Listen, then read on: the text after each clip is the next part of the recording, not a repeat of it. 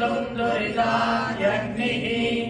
तामग्निवर्णां तपसा ज्वलन्तीं त्रैलोचनीं कर्मफलेषु दुर्गां देवीं शरणमहं प्रपद्ये सुतरसि तरसे नमः अग्ने त्वं पारयानभ्यो अस्मान् स्वस्तिर्यति दुर्गाणि विश्वा कोश्च पृथ्वी बहुला न उर्वी भवात्कोकाय तनयाय संयोः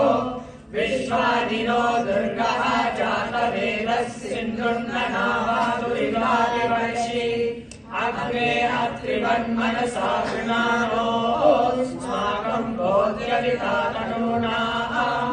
हृदयाजितगुं सहमानमुग्रमग्निगुं भुवे मनरमः सहस्तात्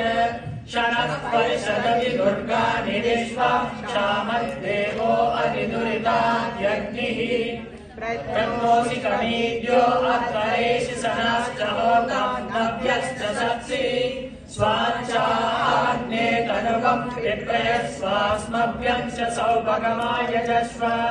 गोभिर्जुष्टमयि जोनिषिक्तं तवेदेन्द्र विष्णोरनुसञ्चरेम नागस्य विष्णमयि संवसानो वैष्णवीं लोकनिहमादयन्ता ॐ कात्यायनाय विद्महे कन्याकुमारी धीमहि तन्नो दुर्गे प्रचोदयात् ॐ शान्ति शान्ति शान्तिः